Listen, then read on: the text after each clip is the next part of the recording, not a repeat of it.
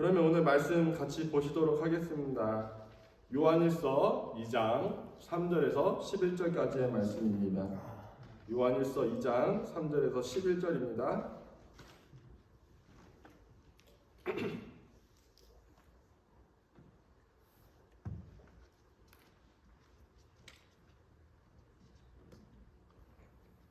네, 저희 한 목소리로 같이 읽어보시도록 하겠습니다. 우리가 그의 계명을 지키면 이로써 우리가 저를 아는 줄로 알 것이요 저를 아노라 하고 그의 계명을 지키지 아니하는 자는 거짓말하는 자요 진리가 그 속에 있지 아니하되 누구든지 그의 말씀을 지키는 자는 하나님의 사랑이 참으로 그 속에서 온전케 되었나니 이로써 우리가 저 안에 있는 줄을 아노라. 저 안에 거한다 하는 자는 그의 행하시는 대로 자기도 행할지니라. 사랑하는 자들아, 내가 새 계명을 너희에게 쓰는 것이 아니라 너희가 처음부터 가진 옛 계명이니 이 옛 계명은 너희의 들은 바 말씀이거니와 다시 내가 너희에게 새 계명을 쓰느니 저에게와 너희에게도 참된 것이라. 이는 어두움이 지나가고 참빛이 벌써 비침이니라. 빛 가운데 있다 하며 그 형제를 미워하는 자는 지금까지 어두움 가운데 있는 자요 그의 형제를 사랑하는 자는 빛 가운데 거하여 자기 속에 거리낌이 없으나 그의 형제를 미워하는 자는 어두운 가운데 있고 어두운 가운데 행하며 갈 곳을 알지 못하느니 이는 어두움이 그의 눈을 멀게 하였음이니라. 아멘. 우리 행실로 전하는 자가 됩시다라는 제목으로 오늘 말씀을 함께 나누기를 원합니다. 지금 저희가 계속해서 요한일서 말씀을 보고 계십니다. 그런데 앞서 말씀들과 많이 비슷하다고 생각을 하실 것 같아요. 네, 첫 번째도 그랬고 두 번째도 그랬고 사도 요한은 계속해서 하나님이 누구이신지 우리가 그리스도인으로서 어떻게 행해야 하는지 계속해서 말하고 있습니다. 번역기 한 번만 확인해 주시겠어요? Could you check your translation machine? Is this not working? It's not working. There's just static.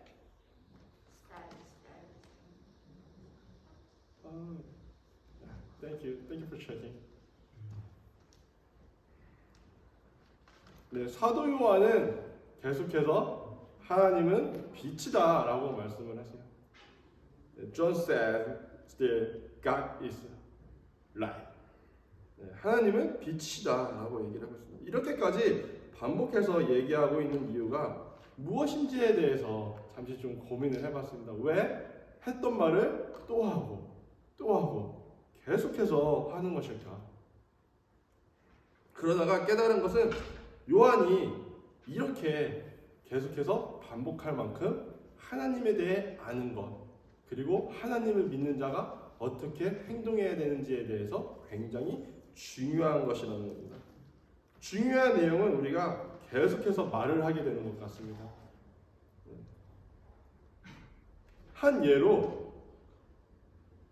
많은 사람들이 부모님이나 형제, 자매 사이에서 잔소리를 많이 들으며 살아가지 않을까 합니다. 계속해서 잔소리를 하기도 하고요. 잔소리를 듣기도 합니다. 저 같은 경우는 저희 가정으로만 봤을 때 제가 막내입니다. 저희 아버지도 첫째 아들이셨고요. 저희 어머니도 첫째 딸이세요. 그리고 Thank you. 네. 그리고 저희 형도 첫째 아들입니다. 그리고 저희 형과 결혼한 형수님도 첫째 딸이세요. 심지어 제 아내도 첫째 딸입니다. 다 첫째더라고요. 근데 저만 막내라는 것입니다. 그래서 모이게 되면 잔소리를 제일 많이 듣는 사람은 접니다. 네. 가만히 앉아만 있어도 잔소리를 들어야 하는 경우들이 종종 있습니다. 더군다나 미국에 사니까 하고 싶은 말씀이 더 많으신 것 같아요. 멀리 떨어져 있으니까. 그런데 잔소리를 듣다 보면 매번 똑같은 내용이라는 것입니다. 했던 말씀을 또 하시고 또 하시고, 부모님이 먼저 목회의 길을 걸어가셔서 그런가 목회에 대한 조언을 많이 해주세요. 어떻게 사역해야 되는지. 아버지 같은 경우는 항상 하나님께 기도하라고 말씀해 주십니다. 목회는 사람이 하는 것이 아니고 하나님이 이끌어 가시는 것이다 라고 말씀해 주신다는 겁니다. 통화하는 시간의 대부분이 아버지께서 새벽 예배를 가시는 시간이거든요. 그러니까 아버지가 기도하러 가시는 시간에 전화를 하시니까 항상 저한테도 기도하라고 말씀을 해주시는 것 같습니다. 본인이 기도하러 가시면서. 그리고 어머니와 통화를 자주 하면은 어머니는 꼭 이런 말씀을 하세요. 목사님, 목회를 하면서 조심해야 되는 3가지가 있습니다. 그것은 돈. 여기 영어에는 relationship이라고 했는데 여자, 명예. 목회자로서 돈과 여자와 명예를 중요하게 생각해야 된다는 것입니다. 금지할 수 있도록. 그래서 하나님 앞에서 절대로 부끄러운 행위로 죄짓지 말라고 자주 말씀을 해주십니다. 제가 신학교를 들어가면서부터 이 말씀을 계속 해주신 것 같아요. 지금은 이제 신학교를 졸업했지만 여전히 통화하면 하나님 앞에 기도함으로 목회해라. 돈과 여자와 명예를 경계해라. 똑같은 말씀을 하십니다. 제 생각에는 유언으로 남기셔서 평생 제 귓가에서 말씀을 하실 것 같아요. 항상 하나님께 기도하면서 목회를 해야 하고 목회하는 동안 특별히 조심해야 할 부분들이 있다는 것입니다. 제가 이것을 때로는이 아니라 자주 잔소리로 생각을 합니다. 왜냐하면 하셨던 말씀을 또 하고 계속해서 반복하시는 것이기 때문입니다. 너무 많이 듣다 보면 가끔 지겨울 때가 있잖아요. 그래서 잔소리로 생각을 하게 되는 경우들이 있습니다. 그렇지만 시간이 조금 지나고 나면 이 말씀들이 얼마나 귀한 것인지, 얼마나 중요한지를 깨닫게 된다는 것입니다. 목회를 시작하고 나니까, 사역을 시작하고 나니까 하나님 앞에 기도하는 것이 너무나 중요합니다. 사역자의 한 사람으로서 서 있을 때 돈과 명예와 이런 것들을 경계하는 것이 너무나 중요하다는 것입니다. 사도 요한도 요한일서를 읽는 독자들에게 저와 같은 깨달음을 얻게 하고 싶었습니다. 왜냐하면 하나님을 아는 사람은 그분의 계명을 지키면서 살아가기 때문에 그렇습니다. 단순히 하나님을 아는 것이 아니라 그 계명을 지키면서 살아간다는 것입니다. 여기서 말하는 계명을 헬라어로 읽을 때는 엔톨라스라는 단어로 읽습니다. 엔톨라스. 특별히 이 단어가 의미하는 것은 이웃을 사랑하라는 예수님의 계명을 의미합니다. 즉 서로 사랑하는 것이 예수님을 아는 것이고 서로 사랑하는 것이 계명을 지키며 행한다는 것입니다. 이것이 너무나 중요한 진리이기 때문에 요한은 계속해서 우리가 계명을 지켜야 한다고 말합니다. 하나님을 아는 것으로 마치지 말고 그 계명을 알고 지켜 행하라는 것입니다. 그리고 참된 믿음은 잔소리로 끝나지 않고요. 선행으로서 자신의 신앙을 고백하게 됩니다. 요한의 입장에서 이것을 표현한다면 예수님에 대한 올바른 고백은 그에 대한 순종으로 검증된다라는 사실입니다. 입술로만 예수님이 나의 구주십니다. 예수님이 우리를 구원하셨습니다. 내가 예수님을 믿습니다. 라고 고백하는 것이 아니라 우리의 삶이, 우리의 행동이 그것을 뒷받침해주는 증거가 된다는 것입니다. 마태복음 7장 21절에서는 예수님이 이렇게 말씀하셨습니다. 나더러 주여 주여 하는 자마다 천국에 다 들어갈 것이 아니요 다만 하늘에 계신 내 아버지의 뜻대로 행하는 자라야 들어갈지니라. 아멘. 우리의 믿음이 행함을 통하여 세상에 드러나기를 주님의 이름으로 축복합니다.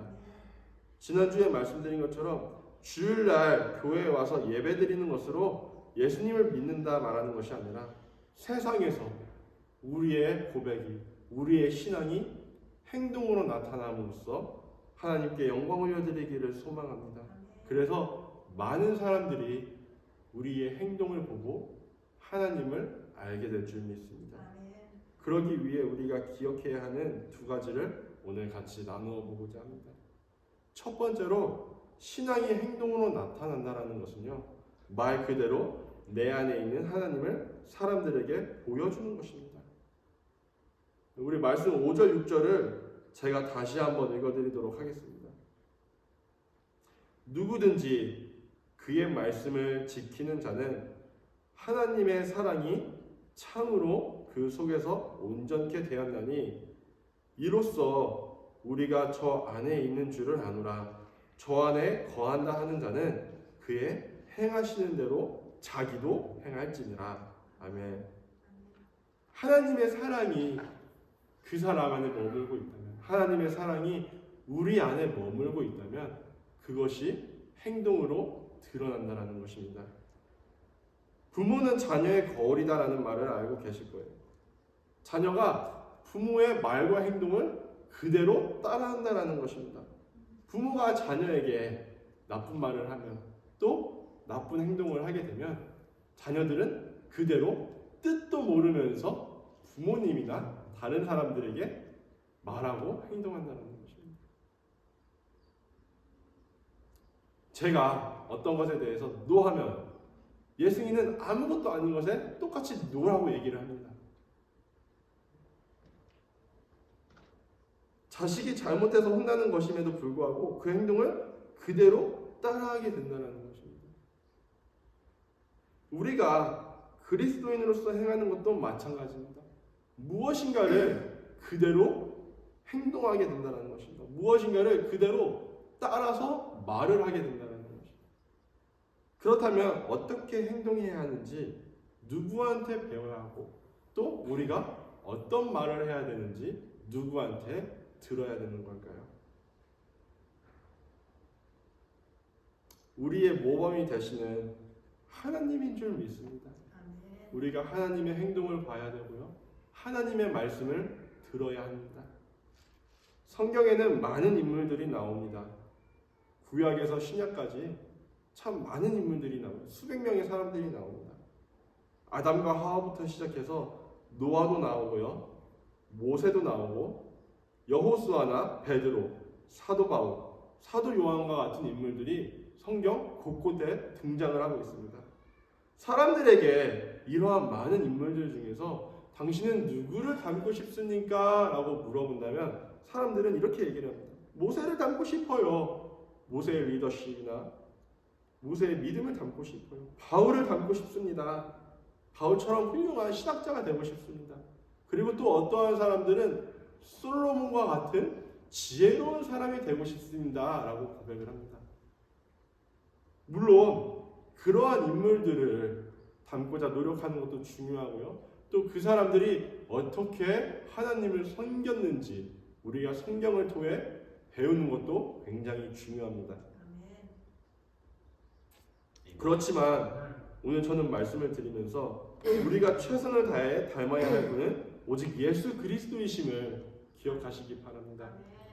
완벽하게 예수님을 닮을 수는 없지만 우리의 최선을 다해서 예수님을 닮아가기에 힘써야 한다는 것입니다. 예수님을 닮아가기 위해서는 말씀드린 것처럼 그분이 행한 것이 무엇인지, 그분이 어떠한 말씀을 하시는지 우리가 알아야 된다는 것입니다. 그것을 알기 위해서 꼭 말씀을 묵상하시기를 바랍니다. 말씀을 묵상하시는 신앙생활을 하셔야 됩니다. 성경책과 멀어지는 사람은 예수님을 나의 구주로 고백하는 사람이 아닙니다. 입술로만 예수님을 고백하는 사람이 될 것입니다. 저는 확신할 수 있습니다. 성경책과 거리가 멀어지는 사람은 결단코 예수님과의 거리도 멀어진다는 것입니다. 예수님을 나의 마음에 모시고 있다는 것은 그분이 말씀하여 기록한 성경책을 늘 가까이 하는 사람입니다. 성경책을 가까이 두고 밤낮으로 그 말씀을 묵상하며 살아가려고 노력할 것입니다. 내 삶을 통해 예수님을 보여주려고 노력한다는 것입니다. 반대로 성경책을 덮어두고 하는 신앙생활의 결과를 잘 아실 것이라 생각합니다. 그것은 내 마음과 내 뜻과 내 생각대로 하는 이기적인 행동에 불과합니다. 하나님과는 전혀 관계없이 자기 마음대로 행하는 신앙생활, 내가 세워놓은 어떤 이미지, 그거대로 그냥 행동하는 것입니다. 하나님도 이렇게 생각하실 거야 라고 결단 지으면서 자기 마음대로 행하는 신앙생활로 전락해버리고 맙니다. 내가 하나님을 믿고 싶으면 믿는 것이고 믿기 싫으면 멀리하게 된다는 것입니다. 나에게 말씀이 손해가 된다 깨닫게 되면 말씀을 멀리하게 됩니다. 왜 내 돈을 가난한 사람들에게 나누어 줘야 됩니까? 자기 마음대로 행하는 신앙생활로 전락해버리고 만다는 것입니다. 이것으로는 결코 내 안에 있는 하나님을 보여줄 수 없습니다. 어쩌면 이렇게 행하는 것은 그 안에 하나님이 계시지 않은 걸 수도 있습니다. 그래서 우리는 하나님을 마음속에 모시면서 늘 성경책을 가까이 해야 됩니다. 그리고 그분의 말씀을 묵상해야 합니다. 또한 말씀을 통해 예수님이 어떻게 행하셨는지, 하나님이 어떻게 말씀을 하셨는지 알아가면서 우리의 삶 속에서 늘 고민하고 생각해야 할 것입니다. 예수님이라면 지금 나의 상황에서 어떻게 행동하셨을까? 지금 나의 상황 가운데 예수님은 어떻게 말씀하고 계실까? 내가 어떻게 행동하길 원하실까? 내가 어떻게 하는 것이 믿음대로 행함으로 하나님을 보여주는 것일까? 그렇게 치열하게 고민하고 기도하면서 나오는 행동들이야말로 내 안에 있는 하나님을 주변 사람들에게 보여주는 것입니다. 그 결과로 나타나는 우리의 모습을 통해 사람들이 하나님 앞에 예배드릴 줄 믿습니다. 하나님께서는 그분의 말씀대로 행하는 저희들의 삶을 축복의 통로로 사용하여 주실 줄 믿습니다. 구원의 통로로 사용하셔서 많은 사람들이 저희를 통해, 저희 교회를 통해 하나님 앞에 돌아오게 하실 줄 믿습니다. 말씀을 묵상하시면서 끈질기게 고민하시기 바랍니다. 하나님께 지속적으로 기도하시면서 죽을 힘을 다해 나 자신과 싸워야 합니다. 나 자신과. 그리고 나를 어둠으로 밀어넣는 마귀와 싸워야 합니다.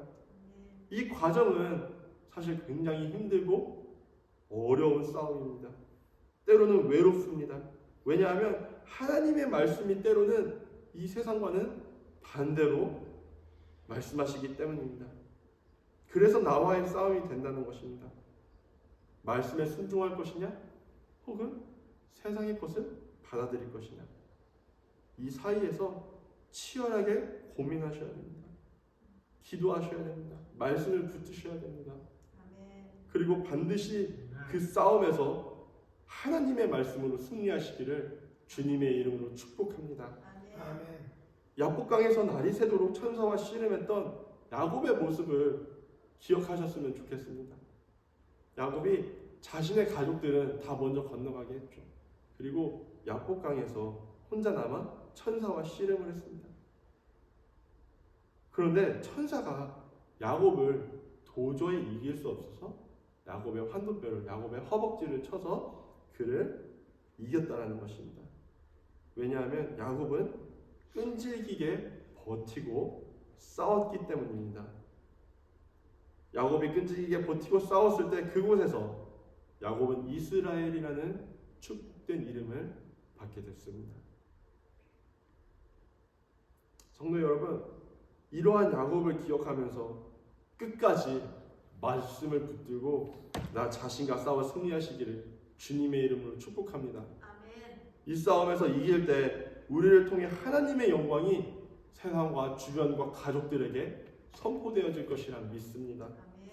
우리가 함께 포기하지 않고 끝까지 말씀으로 승리할 때 우리 안에 있는 하나님이 세상에 나타나 열매 맺게 될 줄 믿습니다.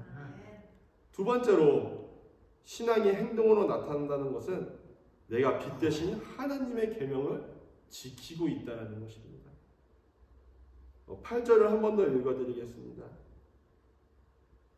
다시 내가 너희에게 새 계명을 쓰노니 저에게와 너희에게도 참된 것이라.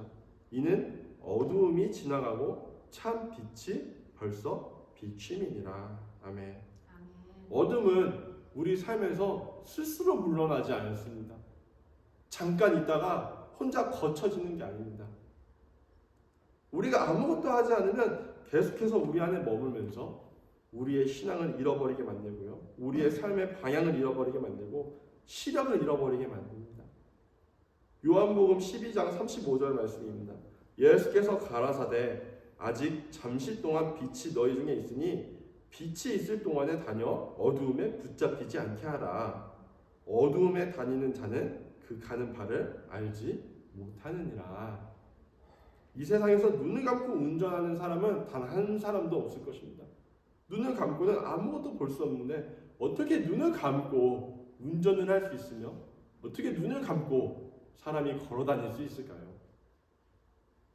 기본적으로 사람이 눈을 감고 움직이면 방향과 균형 감각을 잃어버리게 됩니다. 그래서 눈을 감고 제자리에서 걷다가 눈을 뜨게 되면 나도 모르는 곳으로 이동해 있다는 것입니다.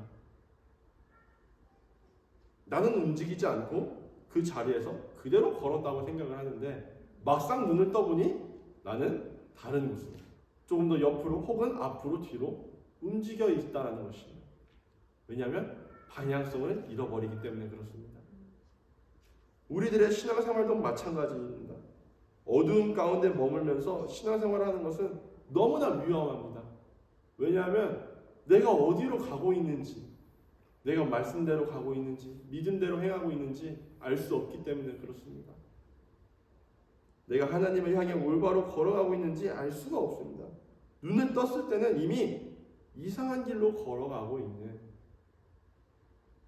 조금 더 시리어스하게 말씀드리면 정말 멸망의 길로 걸어가고 있지 않을까 조심해야 된다는 것입니다. 그렇기 때문에 우리는 무엇인가를 해서라도 어떠한 방법을 써서라도 내 삶에서 어두움을 내쫓아야 한다는 것입니다. 그리고 그 방법은 하나님의 계명을 지켜야 한다는 것입니다. 계명을 지킴으로써 우리는 어두움을 쫓아내야 합니다. 이 계명에 대해서 오늘 사도 요한은 두 가지를 얘기합니다. 옛 계명과 새 계명입니다. 옛 계명은 구약에 나오는 계명을 말합니다. 특별히 구약에 나오는 계명에서도 사랑에 관한 것입니다. 레위기 말씀 19장 18절에 나오는데 원수를 갚지 말며 동포를 원망하지 말며 이웃 사랑하기를 내 몸과 같이 하라. 나는 여호와니라는 말씀에 근거하여 옛 계명을 말하고 있다는 것입니다. 요한의 편지를 받는 사람들은 이것을 듣는 것이 처음은 아니었을 것입니다. 왜냐하면 오래전부터 이 율법을 가르쳐 왔기 때문에 이미 사랑에 대한 그 하나님의 계명을 알고 있었을 것이죠. 그래서 요한이 말하기 전에도 이미 너무나 잘 알고 있었습니다. 아, 우리 사랑해야지. 우리 서로 사랑해야지. 내 마음과 같이 이웃을 사랑해야지. 하나님을 사랑해야지. 너무나 잘 알고 있었을 것입니다. 제가 처음에 말씀드린 것처럼 잔소리같이 율법을 듣고 배웠을 것입니다. 그렇기 때문에 요한은 너희가 이미 오래전부터 이것을 들었다라는 의미로 옛 계명이라는 표현을 사용했다는 것입니다. 요한은 이러한 옛 계명뿐만 아니라 새 계명에 대해서도 언급을 합니다. 그런데 이 새 계명은 사실상 똑같은 내용입니다. 너희에게 새 계명을 쓴다는 것인데 내용은 서로 사랑하라는 것으로 이전과 같다는 것입니다. 그러나 그것이 예수님을 통해 새롭게 되었다는 것을 말해주고 싶었습니다. 예수 그리스도 안에서 사랑을 깨닫기 전에는 진정한 사랑이 무엇인지를 알지 못했습니다. 하지만 예수님이 이 땅에 오셔서 직접 보여주신 사랑으로 말미암아 이제는 너희들이, 우리들이 진정한 사랑이 무엇인지를 깨닫게 되었다는 것입니다. 어떠한 진부한 음악일지라도 그것을 아주 훌륭한 지휘자가 오케스트라와 같이 연주를 하면 우리 귀에는 새로운 음악으로 들릴 것입니다. 제가 그냥 찬양하는 것도 은혜가 되시겠지만 정말 아주 찬양을 잘하는 찬양 사역자가 이곳에 와서 찬양을 하면 또 다른 은혜를 받을 수 있다는 것입니다. 요리도 마찬가지인 것 같아요. 똑같은 재료로 다른 셰프들이 요리를 하게 되면 똑같지만 맛은 다 다르다라는 것이, 제가 라면을 끓이는 것과 아주 유명한 셰프가 와서 라면을 끓이는 것은 맛이 다를 수밖에 없다는 것입니다. 사랑에 대한 계명도 마찬가지입니다. 예수 그리스도를 통해 새로운 것으로 나타나게 되었다는 것입니다. 예수님을 통해 사랑의 범위가 더욱 확장되었습니다. 정통적인 유대교 랍비들은 이 땅에서 죄인이 한 사람이라도 말살되면 하늘에는 기쁨이 있다고 말을 했습니다. 다시 말하면 죄인은 사랑받을 자격이 없다는 것이, 죄인은 구원받을 자격이 없다라고 말했습니다. 그들에게 죄인은 하나님이 멸시하는 인간이라고 주장한 것입니다. 그래서 죄인을 사랑하기보다는 굉장히 엄격하게 대했습니다. 그래서 진짜로 돌로 쳐 죽이기도 하고요, 상대하지도 않았습니다. 그러나 예수님께서는 버림받은 자들의 친구이며 죄인의 친구가 되셨다는 것입니다. 또한 누가복음 15장 10절에서는 이렇게 말씀하셨습니다. 내가 너희에게 이르노니 이와 같이 죄인 하나가 회개하면 하나님의 사자들 앞에 기쁨이 되느니라. 아멘. 죄인 한 사람이라도 집에 들어오면, 그가 다시 회개하고 하나님 앞에 나오면 하늘나라에는 큰 기쁨이 된다는 것입니다. 하나님께서는 그 독생자를 주신 만큼 이 세상을 사랑하셨습니다. 그리고 지금 여전히 우리를 사랑하실 줄 믿습니다. 그리고 그 사랑이 예수님을 통해 새로운 것이 되어서 그의 품을 벗어나는 자가 하나도 없도록 하셨다는 것입니다. 그게 죄인이든 어떠한 어려움을 당한 자든 가난한 자든 고아든 과부든 모두 예수 그리스도의 사랑 범위 안에 들어오게 되었다는 것입니다. 요한은 이 범위 안에서 특별히 형제 사랑하기를 힘쓰라 말합니다.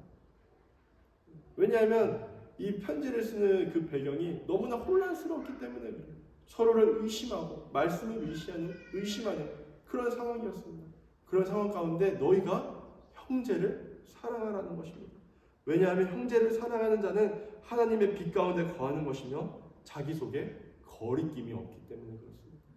거리낌이 없다는 것은 자신을 넘어지게 하는 원인이 아무것도 없다는 것입니다. 그러므로 사랑은 우리의 신앙을 더욱 성숙하게 만들어줍니다. 하나님이 사랑이시고 그리스도의 새로운 계명이 사랑이라면 사랑은 하나님과 나 자신을, 우리 교회를 더욱 가깝게 만들어 주십니다.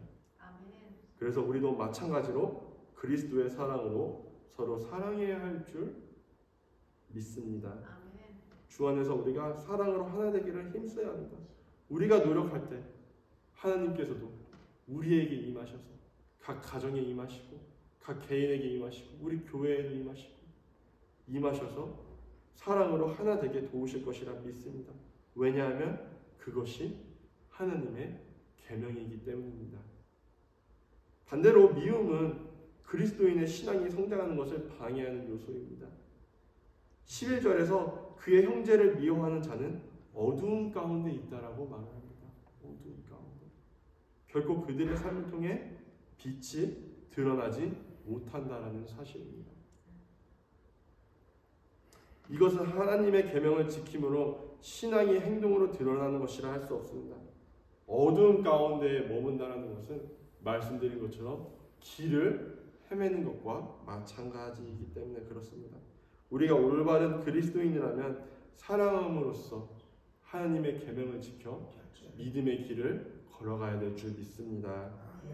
오늘 말씀을 정리하고자 합니다. 성도 여러분, 우리가 입술로만 하나님을 전하는 것이 아니라 우리의 삶을 통해, 우리의 행동을 통해 하나님을 전해야 될 줄 믿습니다. 예수 믿고 천국 가세요라고 외치는 것도 때로는 중요합니다. 그렇지만 우리의 삶을 통해 왜 예수님을 믿어야 하는지를 보여준다면 그보다 귀한 것이 없는 줄 믿습니다. 그리스도인으로서 모범을 보여주는 삶이 선한 영향력을 퍼뜨려 줄 것이라 믿습니다. 그러기 위해 말씀드린 것처럼 최선을 다해 어둠을 쫓아내야만 합니다. 우리 안에 머물고 있는 어둠, 이것은 시간이 지나면 없어지는 것이 아닙니다. 시간이 지나면 어둠이 없어지겠지, 언젠간 해 뜰 날이 오겠지, 이렇게 기다리는 것이 아니라 우리가 기도하고 말씀을 붙잡아 씨름하고 고민할 때 비로소 어둠을 물리칠 수 있다는 것입니다.